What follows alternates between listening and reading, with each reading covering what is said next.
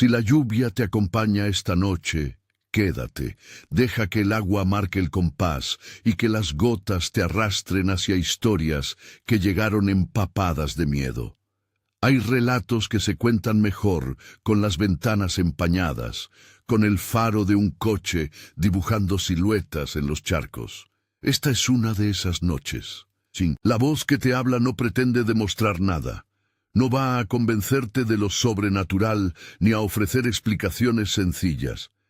Solo voy a llevarte por lugares donde lo cotidiano se fue rompiendo, gota a gota, hasta que algo dejó de pertenecer al mundo que conoces. Y siempre, en algún rincón de esas escenas, la lluvia fue ese espejo que devolvía figuras que no deberían estar ahí. En una casa de 3 habitaciones, en un barrio donde las calles aún conservan adoquines, Amanda echó la llave en la cerradura mientras la lluvia le pegaba en la chaqueta. Era una noche de enero, de esas en las que el agua parece borrar los contornos de la ciudad. Entró y dejó el paraguas en el perchero. El pasillo olía a humedad y a algo más, un aroma a tabaco antiguo que no supo de dónde venía. Amanda vivía con una compañera. La casa era su refugio y, para ella, la inundación de la lluvia afuera solo acentuaba la quietud adentro. Las primeras señales fueron mínimas. Un cajón entreabierto, la taza del desayuno en la mesa pero sin agua, una luz en la cocina que titiló una sola vez antes de apagarse, cosas que se atribuyen a despistes. Amanda lo pensó así hasta que, una noche, sintió la cama hundirse junto a ella, como si alguien se acomodara con cuidado. No alcanzó a encender la lámpara.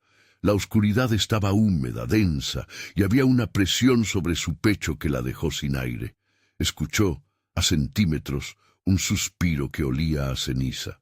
No podía ver una cara, pero sabía que había alguien sentado, contó después, aún con la voz temblorosa. Era como si la oscuridad tuviera forma de persona, y olía a cigarro, a ese olor viejo que se pega a la ropa. Dijo que no sintió agresión, solo una atención clavada en ella, como cuando alguien te mira fijamente sin pestañear. Intentó mover la pierna, y la cama la retuvo con una resistencia extraña, como si el colchón fuera más pesado en ese lado. Al encender la luz, la cama estaba vacía. No había rastro de nadie. Sin embargo, el cajón que Amanda había cerrado por la tarde volvió a estar abierto, y dentro, encima de la ropa doblada, había una hoja arrugada con una sola palabra escrita: Henry. No era el nombre de su compañera, tampoco de ningún amigo cercano. Amanda tendría que ir memorizando la presencia de ese nombre como si fuera un dato que se pegara a la piel. Henry, el apodo que, poco a poco, empezaría a sonar en la casa como si existiera un huésped invisible. Las noches siguientes siguieron con pequeñas intrusiones que escalaban en insistencia, pasos en el pasillo cuando nadie caminaba, el sonido de una silla arrastrada en la cocina, aunque todas las sillas estaban en su sitio, un humo leve que aparecía en la esquina del dormitorio y desaparecía cuando Amanda buscaba su origen. En una ocasión, su compañera volvió tarde, empapada, y encontró la ventana entornada, gotas resbalando por el marco como si alguien hubiera pasado la mano por el cristal. Amanda, con la mirada enrojecida, apuntó hacia el recibidor. Había huellas húmedas en el felpudo, unas marcas que no pertenecían a botas ni a zapatillas. Eran pequeñas, alargadas, como las de una mano apoyada y arrastrada. A veces lo escuchaba llamarme sin decir mi nombre, confió Amanda. Era más una sensación de que alguien pedía permiso para quedarse. Llegó a grabar, una noche, con el móvil apoyado sobre la mesilla. No esperaba gran cosa. En el audio se oían las gotas golpeando la persiana y al fondo algo como un roce. Al reproducirlo a la mañana siguiente, un susurro muy cerca del micrófono dijo: «Te quedas». Su compañera lo escuchó y dejó caer la taza que sostenía. No había una voz que pudiera localizarse con claridad. No era un acento, ni un timbre preciso. Era como si la casa misma hubiera formado palabras.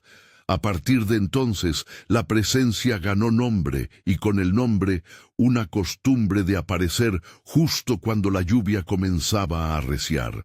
Hubo una noche en que la tormenta se sintió eterna. El agua golpeaba los aleros y la calle se transformó en un espejo que duplicaba los postes y las ventanas. Amanda se despertó sobresaltada, con la sensación de alguien a su lado, y vio a su compañera observando la ventana. Afuera, la lluvia formaba una cortina. Dentro, en la reflexión del cristal, un hombre sentado en la acera parecía mirar hacia la casa. Tenía la silueta nítida por el reflejo en el charco frente a la ventana, pero en el vidrio que la separaba de la noche, esa silueta no tenía rostro. Era solo un hueco donde debería estar la cara, un vacío oscuro que absorbía la luz de la farola. Amanda describió cómo, por un momento, la lluvia dejó de ser agua para convertirse en una lupa que ampliaba lo imposible. Intentaron ignorarlo. Anotaban las horas en las que sucedían las cosas, como si llevar un registro pudiera domesticarlas. Pero la tensión interna no se midió en horas, se midió en expectativas. Cada vez que la lluvia amenazaba, la casa se convertía en un escenario donde la paciencia de Amanda se probaba.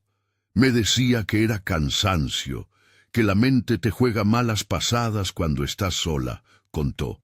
Pero cuando la gota cae en la misma ventana, en el mismo lugar, todas las noches, deja una mancha.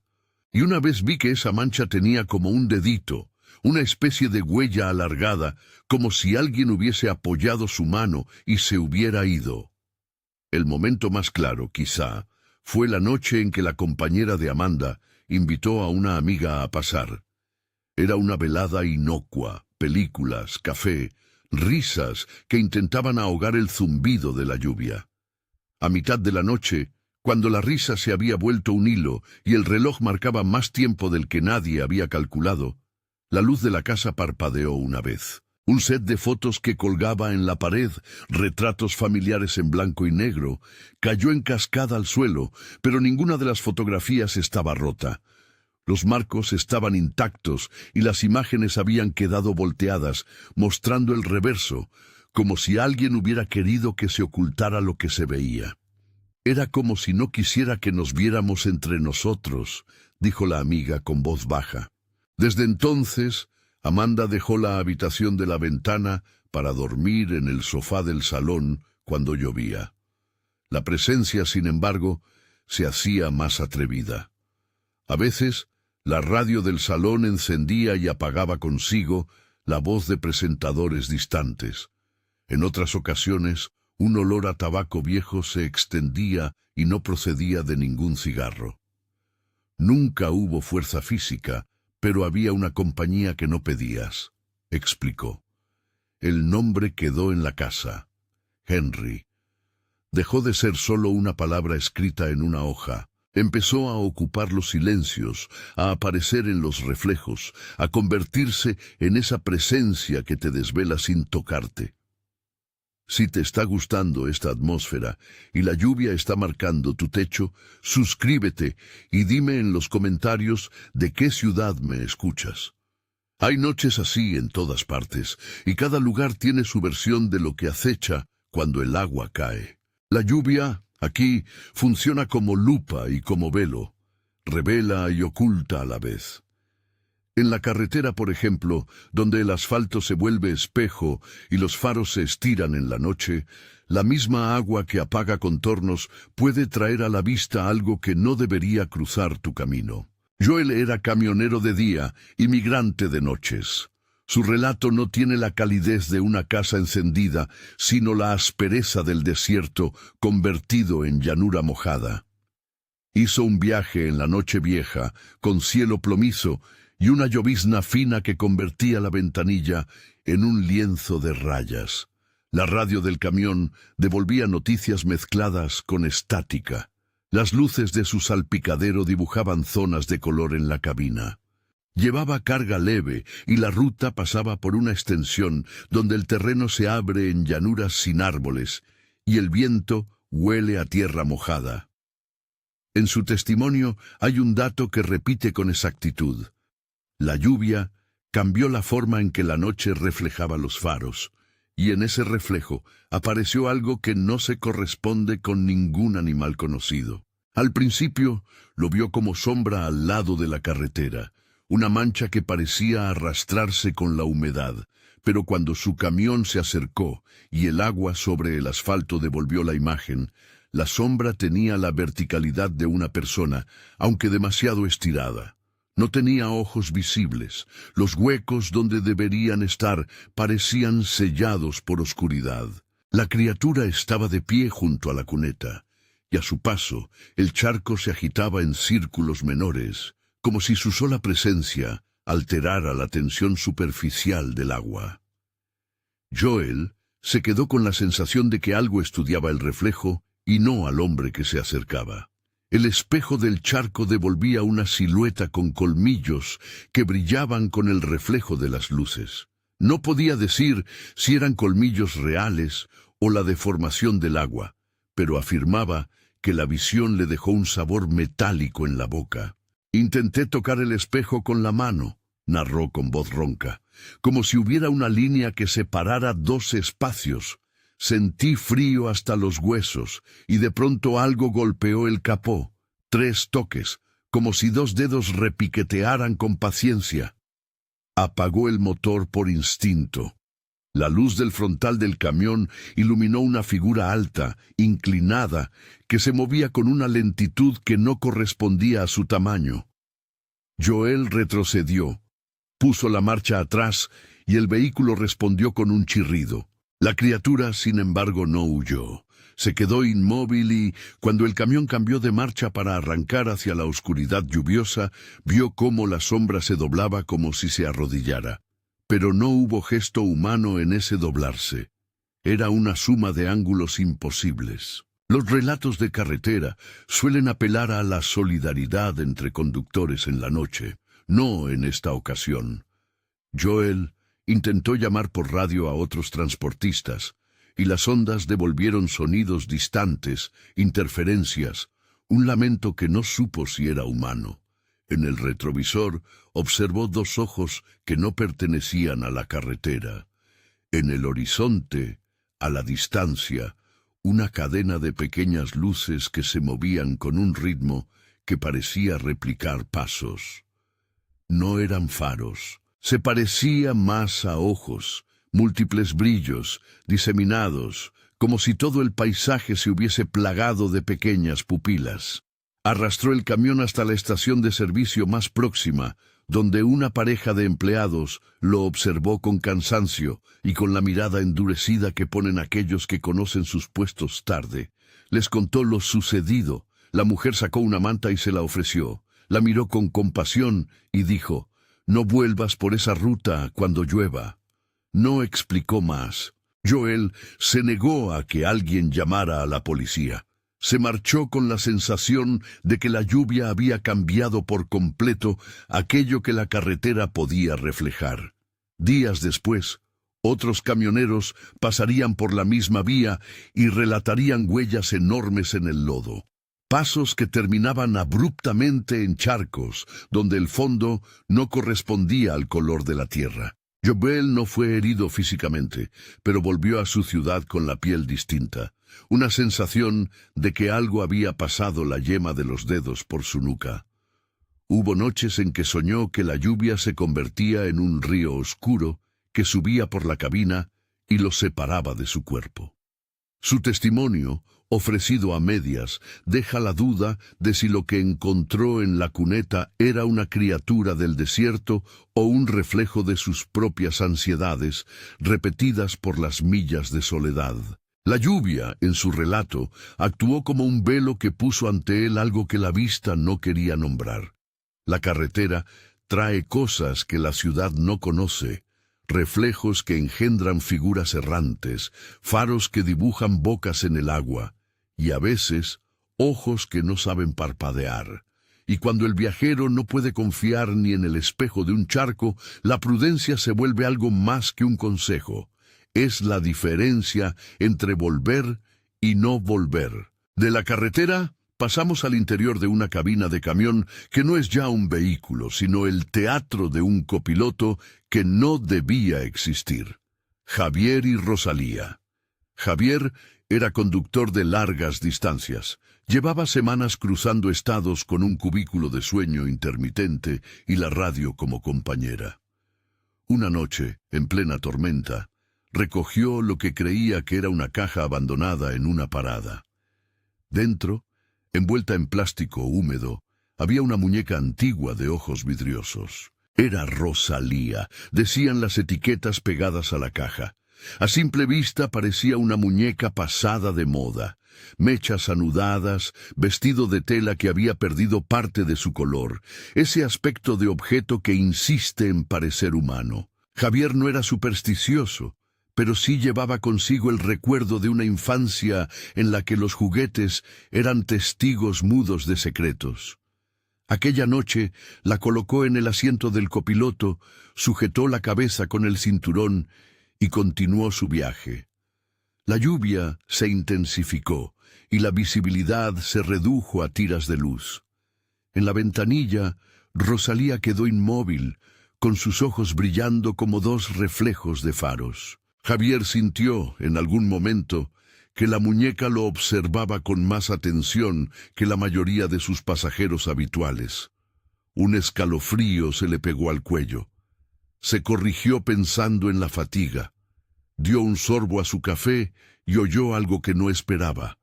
Un leve movimiento a su lado, como si la tela rozara con la seda de su chaqueta. Me habló en un susurro, dijo luego con la voz baja, como si aún tuviera a la muñeca cerca.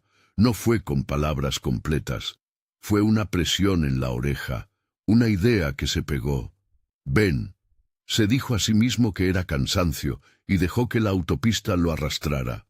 Cuando redujo la velocidad por la lluvia y las ruedas mojadas, notó que el cinturón del copiloto, el que había pasado por encima del vestido, estaba flojo. Rosalía estaba inclinada hacia la puerta, como si quisiera mirar la noche. Javier no la movió.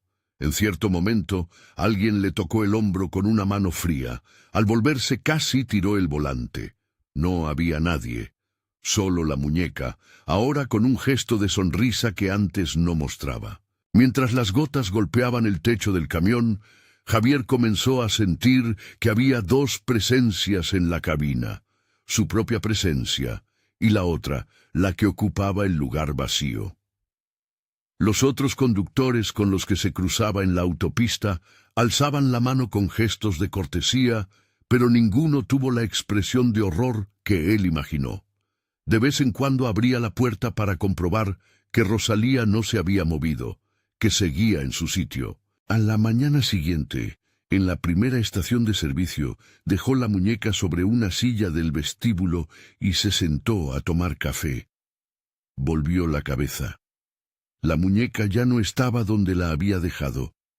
Un empleado dijo que la había visto en la sala de espera, como si la hubieran llevado allí. Javier juró que no la levantó otra persona. Los días que siguieron, Rosalía se volvió una insistencia en su pensamiento. La veía reflejada en la luna del retrovisor, en los charcos al lado de la carretera, hasta en el vaho de la taza de café que sostenía con las manos.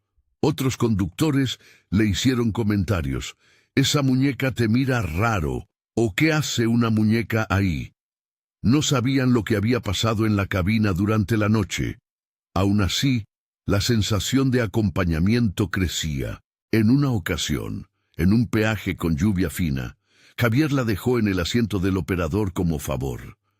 Cuando salió del pago, la muñeca estaba de nuevo en su coche, con una etiqueta que decía, «No te vayas». No hubo fuerza física que explicara cómo había vuelto. Lo que sí había eran marcas húmedas en el tapizado, como si alguien hubiera apoyado dedos pequeños y calientes en la tela. En la cabina la escuchaba respirar, dijo. Era un sonido apenas perceptible, pero lo juro, microrespiraciones que coincidían con las ráfagas de lluvia. Y a veces, cuando cerraba los ojos para dormir de día, sentía que alguien me acariciaba la mejilla con un tacto helado. No era el tipo de violencia que deja cicatrices. Era de la clase que corroe la calma y que hace que el viajero prefiera dormir con la radio encendida, aunque eso signifique somnolencia peor que la del silencio. En un pueblo, entre charcos que reflejaban las farolas, Javier dejó la muñeca en la puerta de una iglesia después de orar sin fe. Al regresar, la figura seguía allí, pero alguien había escrito en el banco cercano con una tiza una palabra que no alcanzó a ver del todo porque se cayó de rodillas: olvida. No era una instrucción, parecía más una súplica, y esa misma noche, en un motel, Javier escuchó a través de la pared una risa de niño que venía del otro lado. No hubo niños en su piso, nadie en los pasillos, solo la lluvia que hacía su trabajo, convertir las sombras en posibilidad. La muñeca se volvió motivo de temor y de curiosidad. Javier contactó a un amigo que sabe de antigüedades, y éste le dijo que podría ser de finales del siglo XX, nada extraordinario. Pero también admitió que la etiqueta con el nombre Rosalía parecía añadida a mano, con tinta reciente. Javier terminó por dejar la muñeca en un sarcófago improvisado, dentro de una caja sellada, y el paquete lo abandonó en un vertedero nocturno. Con la luz del amanecer, cuando volvió a comprobar, la caja estaba abierta y la muñeca ya no estaba dentro. Había huellas pequeñas alrededor del vertedero, como si algo hubiera sido arrastrado por manos diminutas hasta perderse en la noche. Él no contaría, en un principio, que en el espejo del lavabo del motel había aparecido por un momento el reflejo de una mano que pedía: llévame contigo. Hay objetos que se sostienen en la frontera entre juguete y presencia. No necesitan ojos que miren para que la sensación de ser observado se instale. Lo que cambió a Javier fue la pérdida de certeza. No supo más qué era suyo y qué no, qué era objeto y qué compañía insistente. La lluvia, en su caso, fue la que multiplicó esos reflejos nocturnos, la que entregó a Rosalía al mundo de los visibles. En contraste con la caravana de historias itinerantes, hay trabajos en los que la noche es obligación. Dante, vigilante de un almacén, estaba habituado a la soledad de las estanterías. Su turno empezaba cuando la ciudad se desinflaba y la lluvia trabajaba como telón. El depósito tenía pasillos largos y entre cajas y palés se movían sombras que el ojo humano no alcanza a descifrar, pero que la cámara de seguridad puede grabar con frialdad. Dante escuchó historias urbanas sobre Nivel Cero, un lugar en las instalaciones donde la lógica se afloja, donde muchas veces desaparecen cosas sin registro. Él no creía en fantasmas, creía en la disciplina del registro y en el horario. Hasta aquella noche. La tormenta dejó el tejado del almacén goteando en puntos que antes no habían existido. Cada gota sumaba un ritmo en el techo que parecía marcar el tiempo de un animal grande. Dante, en su ronda, notó que una palea había cambiado de lugar. No le gustó la idea de plantas que se movieran por su cuenta. Revisó las cámaras. En la pantalla principal, la madrugada devolvía una cinta de imágenes con cortes. En una de ellas se veía algo caminando entre las cajas a una velocidad que no debería ser posible para una persona cargada.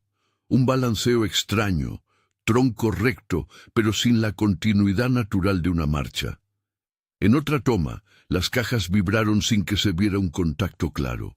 Cuando retrocedió la cinta cuadro a cuadro, observó que, donde el contorno de la figura debía terminar en la cabeza, la cámara devoraba los píxeles.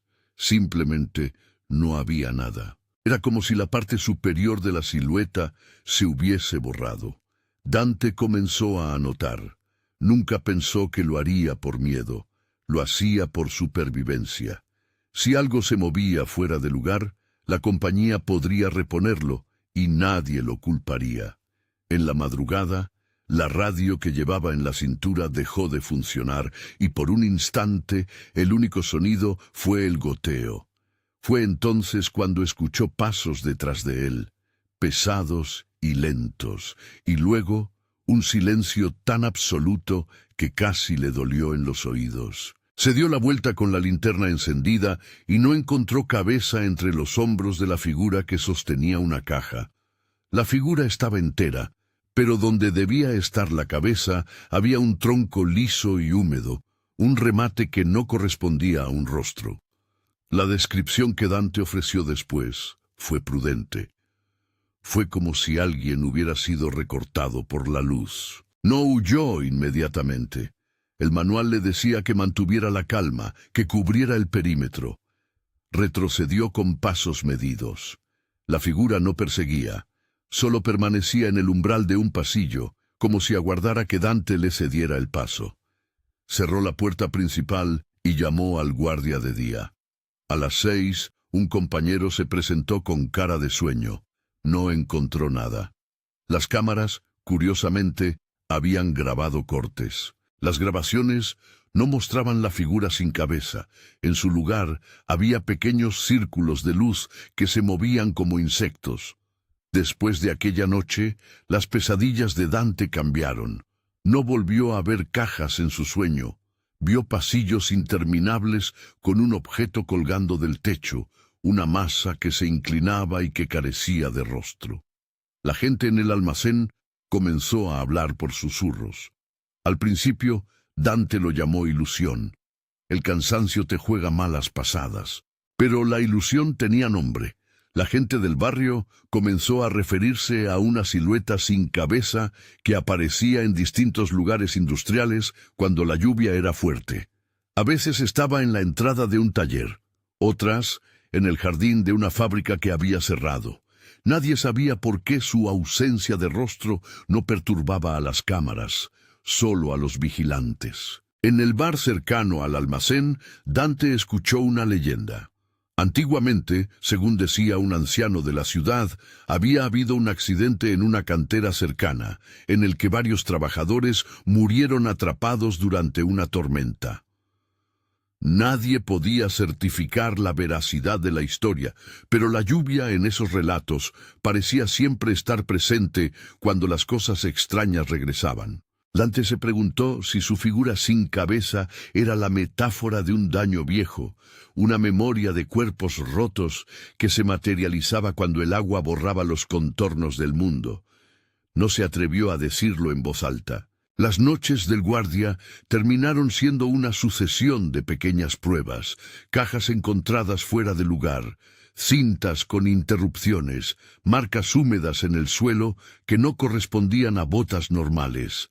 La sensación de que algo observaba los pasillos sin necesidad de ojos impregnó su trabajo, y como en otros relatos, la lluvia fue el catalizador. Cuando arreciaba, las apariciones se volvían más claras, la cámara devolvía imágenes sensibles y los pasos resonaban con más fuerza. Dante cambió, sin saberlo, la forma en la que miraba los espacios cerrados. Ya no era vigilancia, sino la espera de un gesto que no termina de mostrarse. Entre una historia y otra, la lluvia no solo continúa, transforma, crea reflejos, añade un ritmo al entorno, duplica figuras en la calzada y pinta de plata los charcos.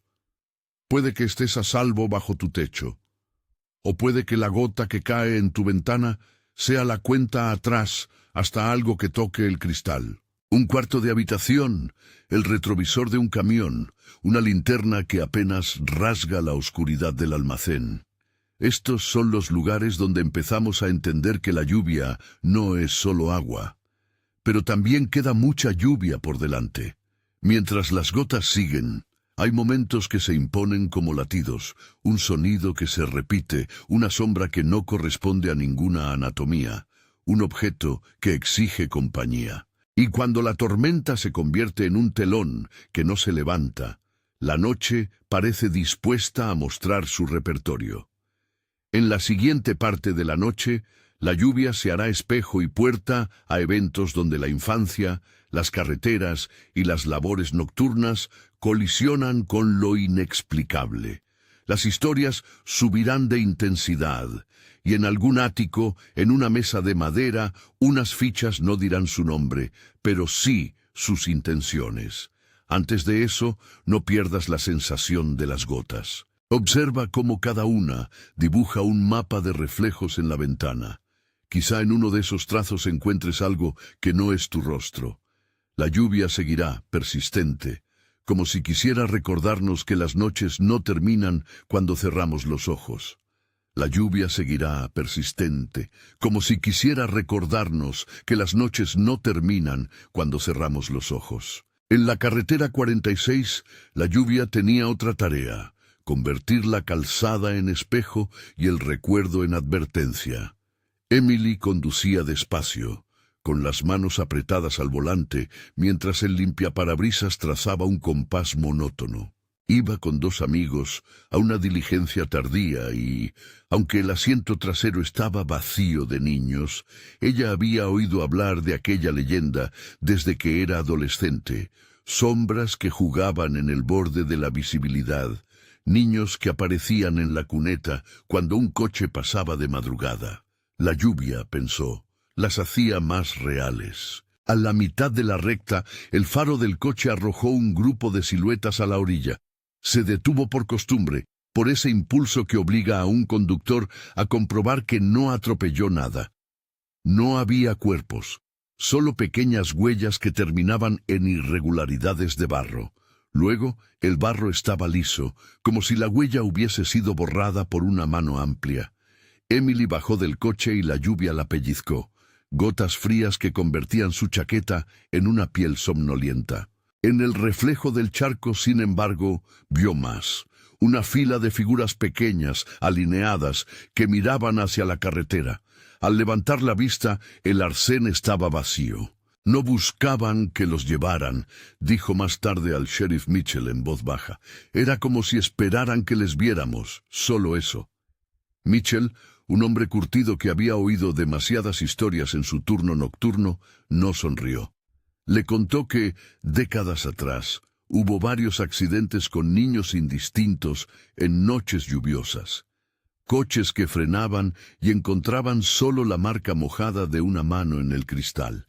Ella mostró las huellas en su teléfono, unas marcas pequeñas, hundidas en el barro, que acababan abruptamente en agua negra. A partir de esa noche, Emily comenzó a recibir llamadas sin número. En el auricular, un murmullo entrecortado, luego silencio, y de fondo, la lluvia. Otra vez en la autovía, un conductor, no relacionado con Emily, se encontró con un grupo de niños que cruzaban la calzada, pero que, cuando el faro iluminó sus rostros, estos aparecían como superficies en blanco, sin rasgo alguno. Los relatos se superponían. Uno veía huellas, otro veía formas. Todos tenían en común la sensación de que las figuras no querían ser tocadas, solo reconocidas. El sheriff, con sus papeles muy marcados por el clima de la región, apuntó algo entre líneas: viejas fotografías de una escuela rural que cerró tras una inundación, nombres que no terminaban de coincidir con los registros. En el folio, un recorte amarillo, una nota escrita con prisas. Si la lluvia trae recuerdos, la carretera los conserva, dijo Mitchell sin dramatismo. Algunos vecinos, al saber de los encuentros, comenzaron a dejar pequeños objetos en la cuneta: peluches, una pelota, una linterna con pilas. A la mañana siguiente, las cosas seguían allí, pero algo más había. La hierba junto a los objetos mostraba huellas diminutas que no podían pertenecer a una persona adulta. Las cosas no desaparecían siempre. En ocasiones, solo cambiaban de lugar. Para Emily, la sensación fue creciendo hasta volverse un nudo en el estómago. Cada vez que tomaba esa carretera con lluvia, se sentía observada por ojos que no sabían parpadear. El miedo que describía no era violento. Era una incomodidad antigua, como si la noche reclamara algo que la vida ya no podía otorgar. Y en esas noches, el sentimiento de culpa de quienes no pudieron salvar a otros en tormentas lejanas parecía anidar en los charcos. Cuando la lluvia convierte la carretera en espejo, tu propio reflejo te regresa distinto. Te advierte que hay presencias que coinciden con el mundo, pero no son del mismo tejido. Eso, más que cualquier otra cosa, fue lo que muchos conductores relataban.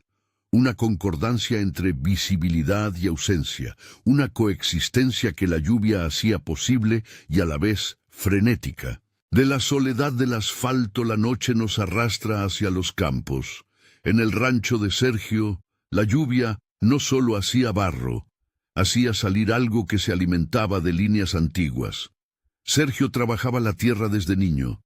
Conocía cada pedrusco, cada sendero de agua que corría después de una tormenta. Contaba que en noches de lluvia había escuchado una procesión, pasos que no se sincronizaban con ningún animal. Un arrastre distante que cruzaba el llano como si una fila de sombras viniera a reclamar una valla, una cerca, algo que se había perdido. Una vez, mientras revisaba el ganado bajo un poncho hecho de plástico, sintió una presión en el pecho que le obligó a mirar hacia el sur. No era luz ninguna, solo la forma de varios cuerpos que caminaban a la distancia, encorvados, con manos largas que rozaban el pasto. La lluvia les pegaba el pelo a la piel como si les diera forma. Al acercarse con cuidado, el barro mostró huellas de pezuña y luego impresiones humanas deformadas, como si algo hubiera alternado entre andar apoyado en cuartos y en manos. Sergio retrocedió. En la parcela de un vecino encontró vacas inquietas y uno de los postes de la cerca arrancado, tallos de madera rotos como dedos. Se movían como si todo ello fuera pesado y, al mismo tiempo, sin peso, contó. Como si el mundo hubiera perdido densidad y ellas flotaran pegadas al suelo. No hubo voces, sino un sonido que él describió como un murmullo prolongado, llenando de agua la distancia entre su oído y el campo. Por las mañanas, el prado amanecía con marcas que parecían venir de muchas patas, pero los animales estaban todos, respirando, pero inquietos. Los perros de la finca aullaban a ratos, y luego callaban como si alguien les hubiera tapado la boca. En la comunidad circundante, volvieron relatos viejos de collares encontrados junto a arroyos, medallones arrastrados por la corriente, piedras con inscripciones que cambiaban de forma cuando uno las miraba con la lluvia en la cara. Para Sergio, lo más inquietante fueron las noches en que el ganado dejaba un rastro hasta el límite del campo y luego se detenía frente a un charco. No cruzaban el charco, solo bebían y miraban hacia el otro lado como si en el reflejo hubiera un camino distinto. Más de una vez encontró las puertas del cobertizo abiertas, pero no había señales de robo ni de huida humana. Solo barro marcando un patrón. Pasos que terminaban en salpicaduras regulares, como si alguien hubiera desaparecido tirando del agua. A quien vivió cerca de esos campos se le impone una cierta humildad ante la lluvia. No es solo agua que riega la tierra, es una cosa que devuelve lo que se ha ocultado. Las figuras encorvadas de Sergio podían ser memoria de animales muertos, de hombres que trabajaron allí y que no encontraron reposo, o algo más inespecífico, una corrección del paisaje. Sea cual fuera su naturaleza, ofrecían un gesto lento, el gesto de tomar lo que se había perdido. La noche lluviosa, en su testimonio, fue un escenario en el que lo mundano se difuminaba y la línea entre la vida del rancho y lo que lo habitaba se hacía frágil. La lluvia también alimentó una noche de campamento que comenzó como una broma y acabó con huellas demasiado grandes para cualquier persona. Jorge y su grupo planearon la escapada. Fogata, patatas asadas, el viento y la lluvia ligera que prometía una noche de historias. La lluvia no era intensa al principio, solo un batir de gotas que añadía una capa de sonido a las carcajadas. A medianoche, sin embargo, algo cambió. El barro junto a la tienda comenzó a recibir huellas enormes, como si un zapato gigante hubiera marcado la tierra con una suela que no pertenecía a la bota de ningún humano. Se levantaron para comprobarlo. La linterna de mano de Diego recorrió la periferia y encontró huellas que se hundían más de lo habitual, con una profundidad que sugería un peso colosal. A la distancia, por la lluvia, se apreció una sombra mayor que el resto, inclinada, como si la selva misma hubiera creado una figura. El grupo en voz baja discutió la posibilidad de que fuera un jabalí, una bestia de gran tamaño, pero nada en el sonido se correspondía. No hubo gruñidos, no hubo el crujir de ramas en la dirección esperada. Lo que oyeron fue un arrastrar de ramas, lento, acompasado, que crecía y menguaba con la lluvia. Había un momento en el que podías ver la tierra levantar una sombra y no era por el fuego, dijo Jorge después, como si una antigua huella se manifestara otra vez. Intentaron acercarse con prudencia. Al hacerlo, la figura se aproximó, no a trompicones, sino con la cadencia de un gigante que mide cada paso. Vieron una huella donde no esperaba que cabiera un pie humano, un surco profundo, con marcas que parecían dedos largos. Se oyó entonces un golpe seco en la rama de un pino, y la lluvia, que hasta entonces había sido fino metralla, se transformó en cortina cerrada. Las linternas volvieron a la tienda. Nadie habló alto. La lógica de la diversión se había roto. Cuando salió el amanecer, la tierra mostró huellas que terminaban en un claro, y allí, en el suelo, un rastro de ramas que se entrelazaban formando una figura que no era humana. Había agujeros en el tronco de un árbol, como si alguien hubiera querido ojos. A la mañana siguiente solo quedaban restos, plumas de un animal que no pudieron identificar, ramas colocadas en círculo, huellas que se difuminaban en el barro. Para ellos, la experiencia dejó una sensación que no se olvida, que la noche a veces produce presencias que imitan a los seres vivos, pero que no respetan los límites de la anatomía. De la naturaleza pasamos a la urbe. La ciudad, bajo la lluvia, tiene su propia clase de amenaza. Algunas veces el terror no es sobrenatural, sino humano, que se ha vuelto cruel. Ramiro Rayo no era una leyenda, sino el nombre que le pusieron a una camioneta gris que recorría zonas periféricas a altas horas.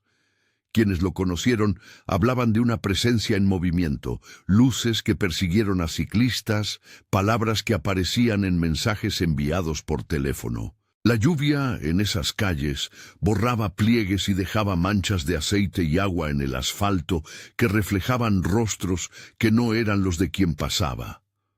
Una joven llamada Elena contó cómo, en una noche de tormenta, su cámara en el móvil captó a través del cristal de la ventana a una camioneta que se detuvo frente al portal. No bajó nadie. Solo una nota pegada bajo el limpiaparabrisas, un papel con una dirección y una frase corta. Otro vecino recibió una fotografía a la 1 de la madrugada, su nombre y la hora en que se marcharía de la ciudad. Ramiro tenía esa forma de arrepentimiento. La camioneta como instrumento de juicio que no siempre terminaba en violencia física, pero sí en humillación, en amenaza escrita. La lluvia y su efecto de espejo en el asfalto multiplicaba la visibilidad de esas pequeñas agresiones. Para otros, la amenaza era más primitiva. Una camioneta gris que se detenía, faros que bañaban la acera y hombres que miraban fijamente. A quien les llegó un mensaje digital con la palabra rayo, supo que algo en su vida cambiaría. Persecución, pérdida de privacidad, la sensación de que alguien había cruzado el límite y lo observaba cuando se metía en casa. La lluvia, en esos relatos, funcionaba como el lubricante de una dinámica. Nada se veía bien. Todo se reflejaba, y gracias a eso, la persona podía sentirse siempre a la vista. Ramiro no era solo un vehículo, era la suma de agravios que la ciudad calla. La camioneta era un nombre que circulaba en grupos de vecinos, un símbolo de que en la noche mojada los crímenes podían ejercer su propia teatralidad. La idea de que la lluvia facilitara el anonimato era parte del problema, pero también lo era que, para muchos, el miedo no venía de un ser fantástico, sino de hombres que encontraban en la oscuridad un confort para cruzar la línea. En contraste con las amenazas urbanas, existen miedos que comienzan en un cuarto infantil y crecen en silencio. La pijamada de Alicia era eso, la casa de una amiga convertida en escenario. Ellas eran quinceañeras que llevaban muñecas y viejas Barbies como prueba de infancia compartida. Afuera, la lluvia golpeaba como un tambor de metal, y el techo de la casa vibraba con cada golpe. Dentro, las luces bajas y la luz de la televisión producían sombras largas. El juego empezó con la inocencia típica, fotos, maquillaje, falsos sustos. Pero entre risas apareció una muñeca que ninguna de las chicas había traído. Una Barbie con el pelo recortado de forma peculiar, colocada en el centro del círculo. Al principio lo atribuyeron a una broma. Luego, pequeñas cosas cambiaron. Un flequillo peinado de distinta manera, una camiseta que no estaba allí, una pegatina en el espejo que nadie había puesto. Alicia, que siempre fue la más sensata del grupo, sintió cómo la atmósfera se cargaba. La lluvia afuera parecía golpear con intención, como si quisiera presenciar la broma. Después de medianoche, cuando apagaron las luces, la muñeca apareció al pie de la cama de una de las chicas que había dormido en el sofá. Nadie la había visto moverse. Al encender las luces, la muñeca tenía una expresión que ellas no recordaban. Una boca más grande, una inclinación del cuello. Las tensiones crecieron hasta que una discusión trivial, quién había tomado el último trozo de pastel, se convirtió en llanto. Algunas de las jóvenes juraron que la muñeca les hablaba en la penumbra con un tono sarcástico. Otras escucharon tarareos muy bajos, apenas audibles, mezclándose con la lluvia. Fue la amiga de Alicia, la narradora infantil de aquel testimonio, quien, con voz temblorosa, contó que vio en el reflejo del ventanal a varias muñecas sentadas alrededor del jardín, mirando hacia la casa. La imagen, distorsionada por la lluvia, parecía real, ojos que reflejaban faros, cabezas giradas al unísono. El rompimiento del grupo fue silencioso. A la mañana siguiente, algunas no se miraban, otras reordenaron las pertenencias de forma obsesiva. La muñeca desapareció. Volvió a aparecer en un cajón sellado que dos de ellas abrieron por curiosidad semanas después, solo para encontrar una nota dentro que decía: «No olvides jugar». No fue una amenaza directa. Fue un recordatorio de que la infancia, en ciertos casos, no se va con la edad. La lluvia, con su persistencia, funcionó como un puente entre el juego y lo inquietante. Dejó rastros de agua en la alfombra que, al secarse, formaron manchas que parecían manos. El tono íntimo de la pijamada nos lleva al corazón de la noche. Una cabaña en Tlaxcala donde un grupo de amigos decidió invocar algo que no sabían nombrar. Aquí, la lluvia dejó de ser simple acompañante. Se convirtió en filtro y en amplificador. Sara, Diego, Emilia y Tomás llegaron a la cabaña bajo una lluvia que golpeaba los cristales con fuerza. El lugar había sido alquilado para una escapada. Tenía un ático que por alguna razón les pareció perfecto para hacer una sesión de lo que llamaron experimentos de miedo, con una tabla que encontraron en un bote de cosas olvidadas. No haré una explicación de cómo funcionó. Basta decir que la tabla tuvo presencia y que la lluvia, esa noche, jugó un papel esencial. La reunión se montó con risas nerviosas, velas, una fogata que luchaba contra la humedad, la música de fondo baja. La tabla fue colocada en la mesa del comedor, y por un tiempo todo fue bromas. Luego, la tensión. Al primer contacto, la aguja se movió a solas, describiendo una palabra a la que nadie pudo aferrarse. Emilia sintió una presión en la espalda, como si alguien empujara. Tomás escuchó pasos en el ático. Subió a mirar y encontró nada excepto una vieja polvo y una caja con fichas marchitas. Entre golpecitos en la madera, la lluvia marcaba tiempo. Un trueno, Un muro de agua contra los cristales, las gotas que parecían manos tocando el tejado con insistencia. La sesión se volvió intensa. La tabla señaló letras que no coincidían con el idioma de nadie en la sala. La aguja se movía con lentitud calculada, como si marcara un compás diferente del mío y del tuyo. En un momento crucial, alguien rió para romper la tensión, y la vela se apagó de golpe, aunque fuera una noche sin viento. La lluvia golpeó con fuerza, y ese sonido pareció cubrir el del exterior. Fue entonces cuando escucharon algo desde el ático, un golpe que se repitió, claro y preciso, como si alguien llamara. Subieron varios, uno detrás de otro, con el haz de una linterna. En el umbral del desván vieron un hueco en la madera y dentro, entre sombras, algo que no alcanzaba a mostrarse del todo, levantó un objeto de forma lenta, un tablero, intacto.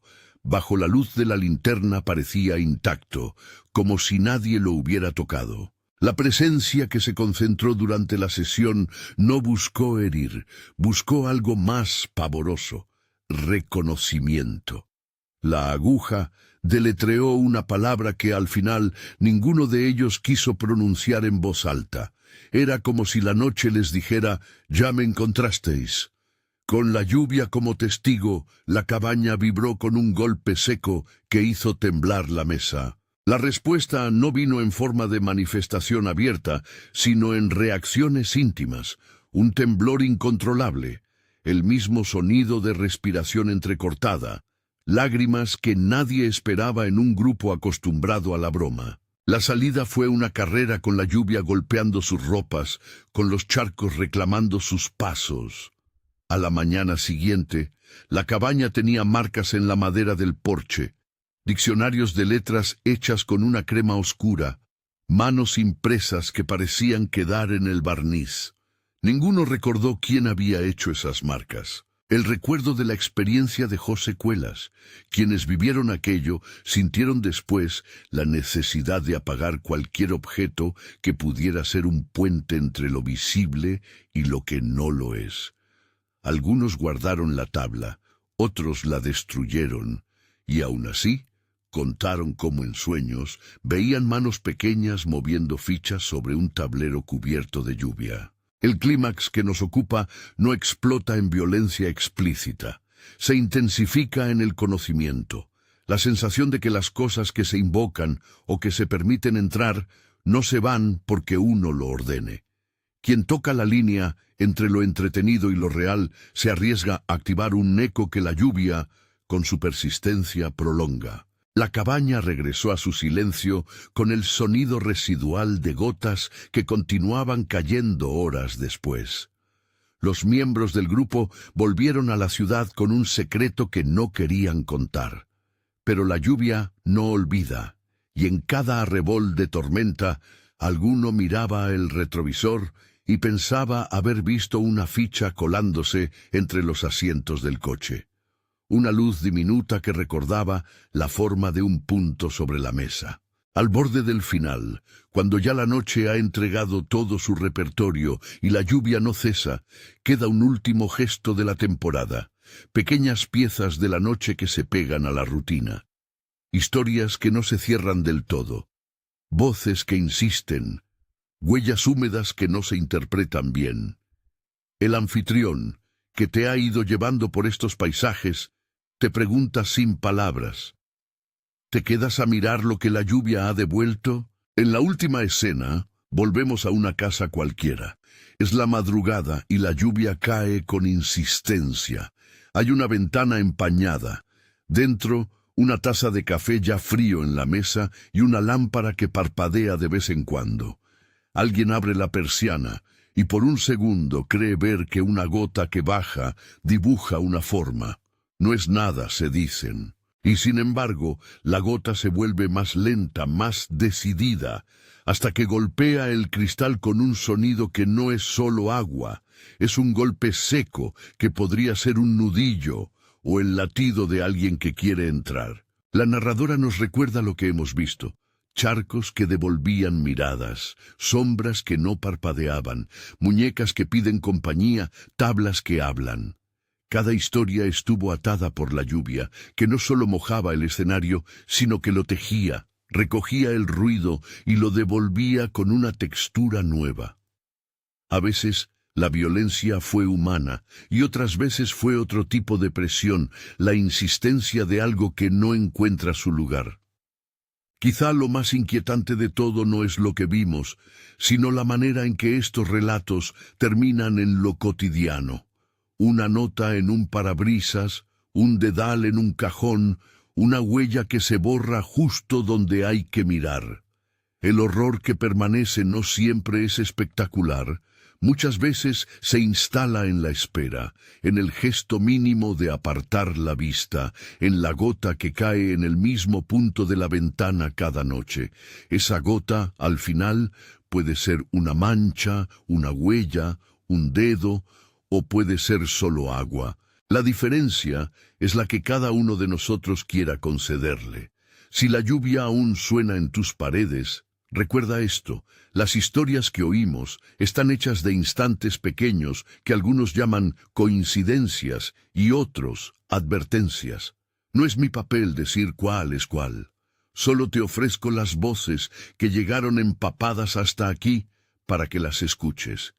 Y si te ha llegado alguna de ellas como un frío en la nuca, compártela. Dime en los comentarios si te reconoces en alguna carretera, en algún campo, en una noche de pijama o en una cabaña que no debía tocar nada que no entiende.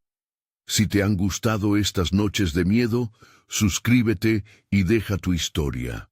Aquí las escuchamos bajo la lluvia. La última imagen se guarda para el final. Imagina que estás en tu cuarto. La luna intenta, sin éxito, atravesar la lluvia. En la ventana, la gota que cae se alarga y parece encontrar sin querer un surco en el cristal. Lo que en principio es un simple rastro de agua se detiene. Por un segundo, el sonido se apaga. Crees que es tu imaginación. La gota, entonces, deja de ser líquida. Se detiene, parece formar un punto fijo. Y en ese punto, por un instante que parece un latido, ves un reflejo que no es exactamente el tuyo. Es una sombra pequeña, recortada, que inclina la cabeza hacia la casa. Luego la gota cae, golpea el marco con un ruido seco, y después 3 golpes más, uno detrás de otro, como si alguien reclamara permiso desde fuera. La lluvia no cesa. Quizá nunca desaparezca del todo, quizá solo cambie su ritmo y su propósito. En la madrugada, con la ciudad dormida y las historias en la cabeza, el golpe en la ventana puede ser la casualidad de la rama que se mueve. O puede ser otra cosa, un llamado insistente que se mantiene con la paciencia antigua de quien espera ser visto. Tú decides si abres o no. Pero recuerda que cuando la lluvia marca el compás, hay voces que vuelven siempre. Compártelas, suscríbete si te apetece y vuelve otra noche para escuchar más relatos empapados de miedo.